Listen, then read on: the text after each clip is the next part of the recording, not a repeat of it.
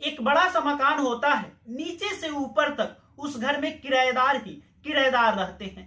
First floor पे एक किराएदार रहती है अपने छोटे से बेटे आदित्य के साथ। उस घर में से गोली की आवाज आती है तो नीचे के जो ग्राउंड फ्लोर के किराएदार थे वो पहुंच जाते हैं उस किराएदार के पास। देखते हैं तो उस किराएदार को गोली लग गई है, उस औरत को गोली लग गई है और उसका पूरा शरीर खून से लथपथ है। जो नीचे के किराएदार थे वो फोन कर देते हैं रूम मालिक के पास, जो उस घर के मालिक है उसके पास। मालिक आता है तो पुलिस वाले को फोन करता है। पुलिस वाले आनन फानन में पहुंचते हैं और उस औरत को ले जाकर हॉस्पिटल में एडमिट करवा देते हैं। लेकिन दुख की बात यह है कि औरत बहुत पहले ही अपनी दम तोड़ चुकी थी। पुलिस वाले इस मामले की जांच करते हैं और जो खुलासा होता है ये जानने के बाद जिस औरत की हत्या हुई है उसी पे आपको गुस्सा आएगा, जो कातिल है उस पे आपको गुस्सा नहीं आएगा। तो जुड़े रहिएगा इस वीडियो के साथ। नमस्कार, आदाब, सलाम, सत श्री अकाल। मैं हूं विकास वैभव और आप देख रहे हैं क्राइम प्लेस। ये घटना उत्तर प्रदेश, जिला फिरोजाबाद, थाना टुंडला क्षेत्र का है। उस औरत की हत्या हो गई। पुलिस इस गुत्थी को सुलझाने के लिए औरत के शव को पोस्टमार्टम के लिए भेज देती है। पोस्टमार्टम का रिपोर्ट आता है कि उस औरत को गोली मारकर हत्या कर दी गई है। उस घर में एक 4 साल का बेटा भी होता है जिसका नाम है आदित्य।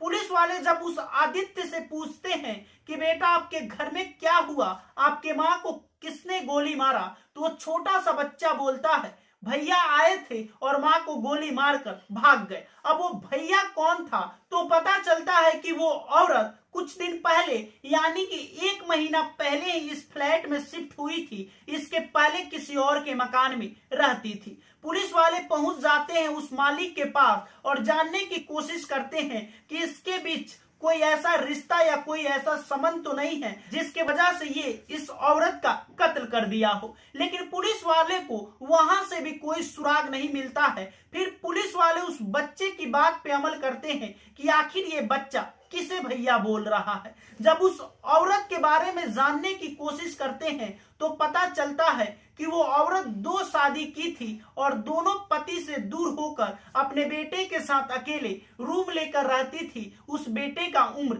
4 साल था। वो बेटा किसी स्कूल में पढ़ता था और वो औरत अपने बेटे को पढ़ाने के लिए अकेले रूम लेकर अपने दोनों पतियों से दूर रहती थी, क्योंकि दोनों पति से इस औरत की बनती ही नहीं थी। उस औरत का नाम बेबी होता है और उसके पहले पति का नाम रामवीर होता है। रामवीर और बेबी से 2 बच्चों का जन्म हुआ था। एक का नाम गुलशन और दूसरा का नाम हिमांशु था। जब बेबी से रामवीर की शादी हुई थी उस समय बेबी रामवीर के साथ रेलवे कॉलोनी में ही रहती थी, क्योंकि रामवीर को रेलवे में जॉब था और वो रेलवे में जॉब करते थे। लेकिन पता ही नहीं चला कि कब बेबी उनके दोस्त यानी कि उनके दोस्त का नाम गुड्डू था, गुड्डू के साथ नाजायज संबंध में आ गई।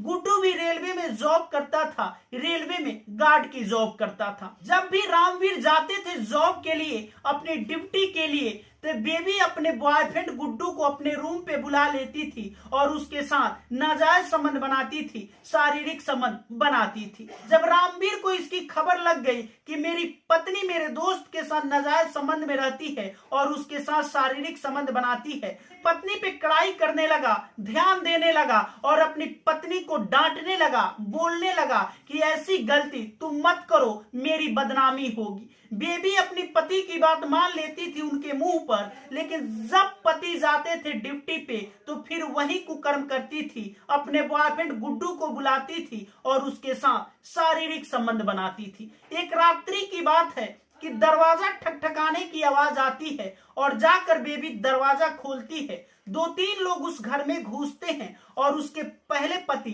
रामवीर की हत्या कर देते हैं। उस समय जो बेटा था गुलशन वो जगा हुआ था और रोने लगा, चीखने लगा और अपने बाप के पास, अपने पिता के पास जाने की कोशिश करने लगा। लेकिन बेबी अपने उस बेटे को लेकर किसी और रूम में चली जाती है और जब पति का कत्ल करके सभी अपराधी भाग गए, वहां से फरार हो गए, तो बेबी रोने लगती है चीखने लगती है। उसकी रोने की आवाज सुनकर आसपास के रेलवे कॉलोनी के लोग भी, स्टाफ भी जुट जाते हैं, लेकिन देखते हैं तो उसके पति को गला रेत कर किसी ने फरार हो गया है। पुलिस वाले आते हैं और इस मामले की जांच करने लगते हैं। पुलिस वाले को कोई सुराग नहीं मिलता है। तभी वो 11 साल का बेटा गुलशन पुलिस वाले से कहता है कि मेरा पिता का हत्यारा कोई नहीं, मेरी माँ ही है, क्योंकि मेरी माँ एक गुड्डू नाम के शख्स के साथ नाजायज संबंध में थी, शारीरिक संबंध बनाती थी। जब ये बात मेरे पिता को पता चल गया तो मेरे पिता इस बात का विरोध करने लगे और मेरी माँ अपने प्रेमी के साथ मिलकर मेरे पिता की हत्या कर दी। पुलिस वाले बेबी और उसके बॉयफ्रेंड गुड्डू को जेल के सलाखों के पीछे भेज देती है। गुलशन और उसका भाई हिमांशु दोनों अपने दादी के पास चले जाते हैं और दादी ही उन दोनों का लालन पालन करती है। जब गुलशन की माँ जेल से रिहा होती है तो गुलशन कहता है कि तुम भी दादी के साथ रहो, मेरे घर पे आके रहो। तो वो बोलती है कि नहीं, मैं अब तुम्हारे साथ यानी कि तुम्हारे परिवार के साथ मैं नहीं रहना चाहती हूँ। और वो गुड्डू के रिहा होने का इंतजार करने लगती है। गुड्डू जब रिहा होता है तो वो दोनों जाकर शादी कर लेते हैं और दोनों एक साथ रहने लगते हैं। उन दोनों से एक बेटे का जन्म होता है जिसका नाम है आदित्य। आदित्य थोड़ा सा बड़ा ही नहीं हुआ तो दोनों के बीच मनमुटाव होने लगा, बेबी और उसके पति गुड्डू के बीच। जब दोनों के बीच मनमुटाव होने लगा तो बेबी उससे भी तलाक ले लेती है, उससे भी दूर चली जाती है और अपने बेटे आदित्य के साथ रहने लगती है। अब पुलिस को समझ में ही नहीं आ रहा था कि आखिर इसका कातिल कौन है और इस औरत का हत्या किसने किया है। लेकिन जब पुलिस प्रीवियस हिस्ट्री देखती है, प्रीवियस रिपोर्ट देखती है, तो जो बेटा गुलशन था वो बार बार 11 साल की उम्र में ही पुलिस के सामने बोल रहा था, अंकल अपना रिवॉल्वर हमें दे दीजिए, हमें अपनी माँ का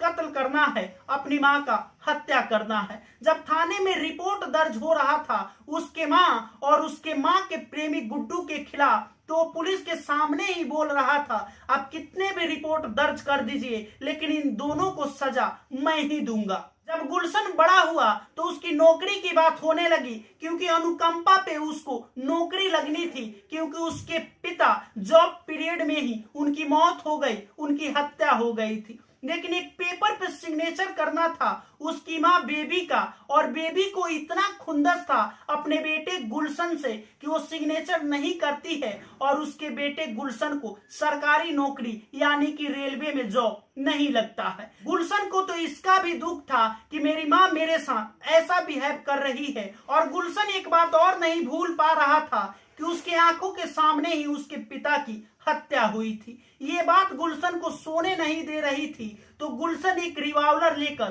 पहुंच जाता है अपनी माँ बेबी के पास। वो किचन में खाना बना रही थी, तभी जाता है पीछे से उसके कनपट्टी से रिवॉल्वर लगाकर गोली मार देता है और अपनी ही माँ की हत्या कर देता है। हत्या करने के बाद गुलशन फरार हो जाता है। पुलिस गुलशन को हिरासत में ले लेती है और पूछताछ करने लगती है, तो गुलशन सब कुछ एक्सेप्ट कर लेता है और बताता है कि हाँ, उसने मेरे पिता की हत्या की, इसीलिए मैंने उसे भी मौत की नींद सुला दिया। अब आप ही बताइएगा कि इस पूरी वारदात में दोषी कौन है और किसकी वजह से यानी रामवीर का और उसकी पत्नी बेबी का हत्या हुआ, और बेबी का हत्यारा उसका बेटा ही है। क्या वो दोषी है या नहीं है, कमेंट बॉक्स में जरूर बताइएगा। बेबी के साथ हुआ जो सही हुआ या गलत हुआ, ये भी कमेंट बॉक्स में जरूर बताइएगा। बेबी के मरने के बाद उसके लाश को लवारिस लाश की तरह पुलिस ले जाकर दाह संस्कार कर दी। उसके दूसरा पति गुड्डू भी उसे देखने तक नहीं आया था। कहते हैं ना, जो जैसा करता है वैसा ही भरता है। यही है आज की कहानी। कल रात्रि मिलेंगे 7 बजे किसी और नई कहानी के साथ। अगर आप हमारे चैनल पे नए हैं तो सबसे पहले चैनल को सब्सक्राइब कर लीजिएगा। नमस्कार, जय हिंद।